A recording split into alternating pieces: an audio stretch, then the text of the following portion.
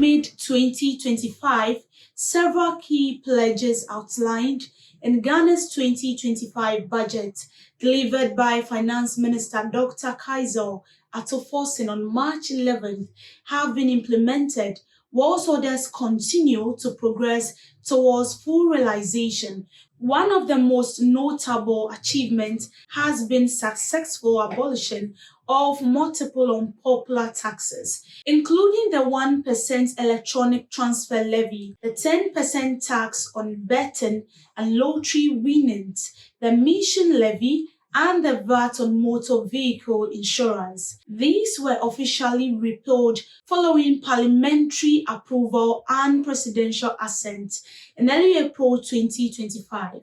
The government also removed the 1.5% withholding tax on the sale of unprocessed gold by small-scale miners and extended income tax relief to minimum wage earners, effectively boosting disposable income for lower-income groups. Additionally, the Ghana Gold Board was formally established with a $279 million revolving fund to purchase gold from artisanal miners, reduce smuggling, and support reserve accumulation in the area of social investment. The government significantly increased budget allocations for key safety net programs. This includes a 30% increase in the Livelihoods of Empowerment Against Poverty program, a 73% rise in the capitation of grants, a 33% boost in the school feeding program.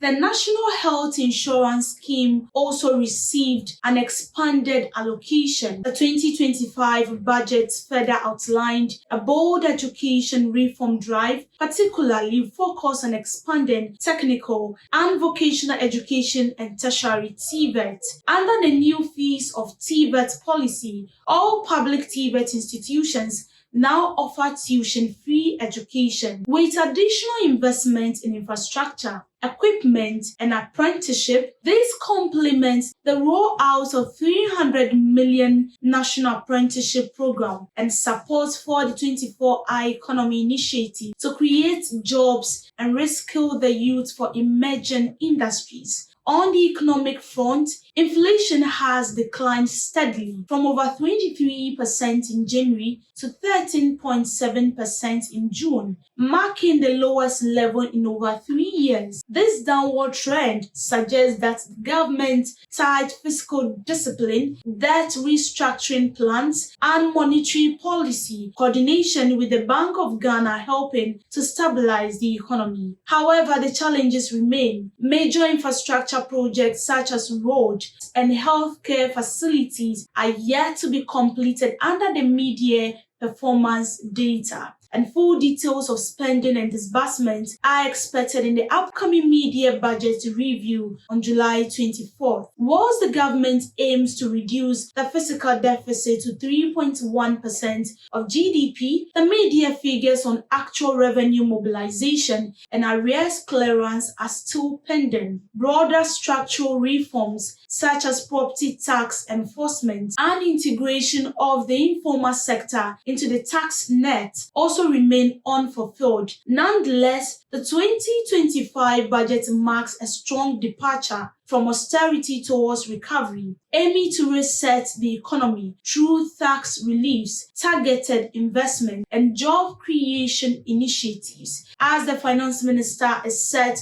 to present the budget today, July 24th, Ghanaians are in anticipation to receive the Finance Minister to update the Parliament on the performance of the country in the first half of the year and the fiscal strategy for the next 6 months of the year. The presentation is anticipated to shed light on Ghana's macroeconomic performance, addressing issues such as inflation trends, exchange rate, stability, revenue generation, debt servicing, policy direction, and progress on structural reforms. It will also outline any proposed amendment and adjustment of fiscal plan in light of current economic conditions. The mid-year budget review is also in line with Section 28 of the Public Financial Management Act 2016 Act 921, which mandates the Minister of Finance to update Parliament on the execution of the national budget